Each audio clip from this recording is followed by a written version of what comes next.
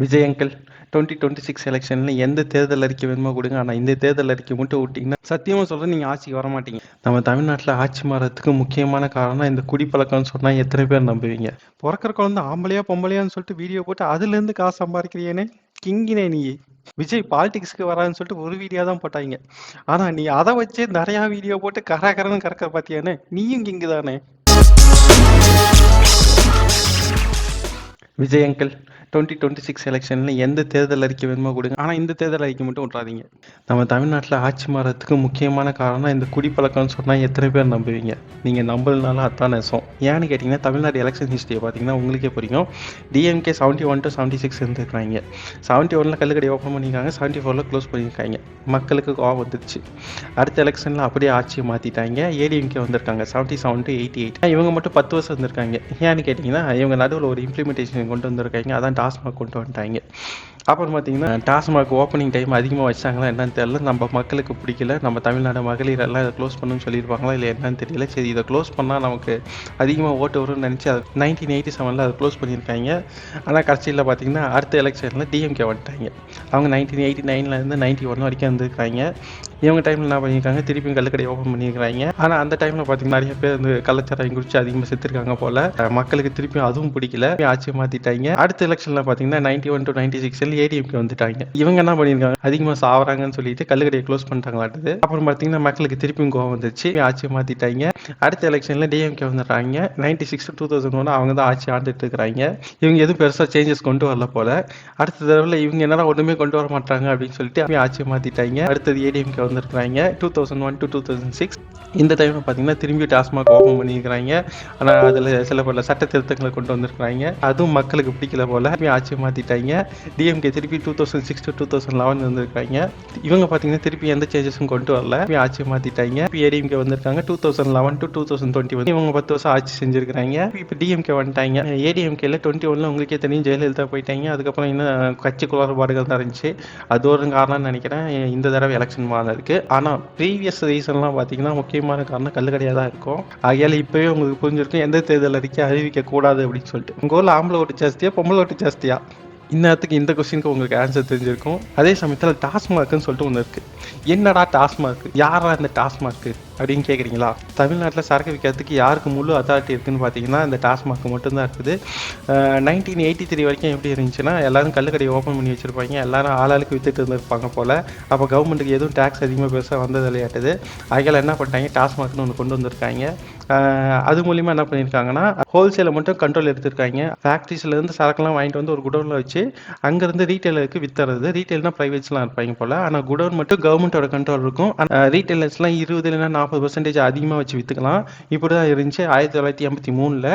அப்புறம் இதிலேயே குளறுபடி பண்ணானுங்க போல். ரீட்டைலர்ஸ் எல்லாம் அவங்க சரக்கு மட்டும், அதாவது கவர்மெண்ட் சரக்கு மட்டும் விற்றா நமக்கு காசு வராது அப்படின்னு சொல்லிட்டு அவங்களே ஓனர் சரக்கு மேனுஃபேக்சர் பண்ணி நடுவில் விட ஆரம்பிச்சிட்டாங்களா என்னன்னு தெரியல. இல்லை ரேட் அதிகமாக வச்சதுனால இவங்களே நிறைய கல்லுக்கடையில் அதிகமாக வாங்கி குடிச்சாங்களா என்னன்னு தெரியல. இது மாதிரி நிறைய உட்பூசல்கள் நடந்துருக்குது. ஆகையால் என்ன பண்ணியிருக்காங்க, 2003 இன்னொரு ரூல் சேஞ்ச் கொண்டு வந்திருக்காங்க. அதாவது தமிழ்நாடு ப்ரொஹிபிஷன் ஆக்ட்னு சொல்லிட்டு ஆல்ரெடி 1983 பண்ணியிருக்காங்க.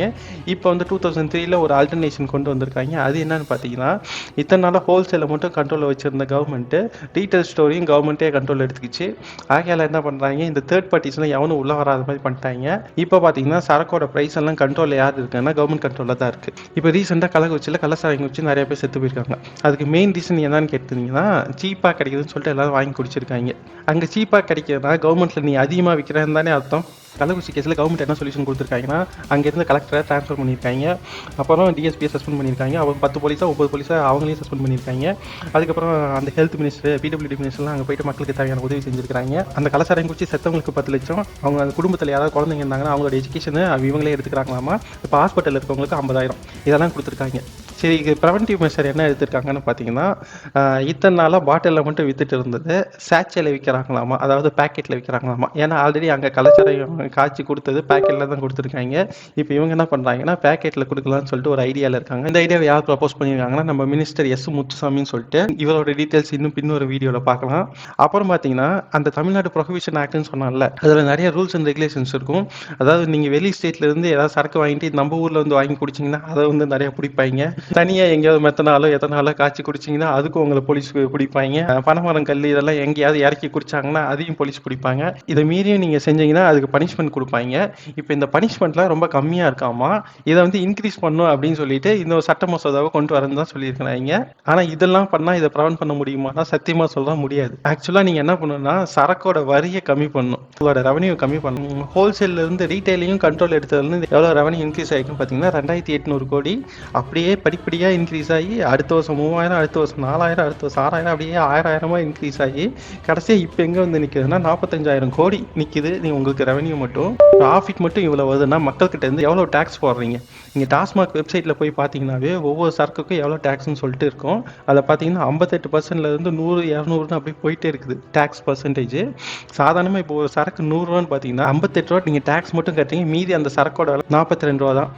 அப்போனா நீங்களே பார்த்துக்கோங்க நீங்கள் எவ்வளோ கவர்மெண்ட்டுக்கு ஃப்ரீயாக கொடுத்துட்ருக்கீங்க அப்படின்னு சொல்லிட்டு. சரி, ஏன்டா கவர்மெண்ட் இவ்வளோ டேக்ஸ் வச்சுருக்காங்கன்னு கேட்டிங்கன்னா, இவங்க நிறைய இலவசங்களை அள்ளி கொடுக்குறாங்க எலெக்ஷன் வாக்குறுதிகள்னு சொல்லிட்டு.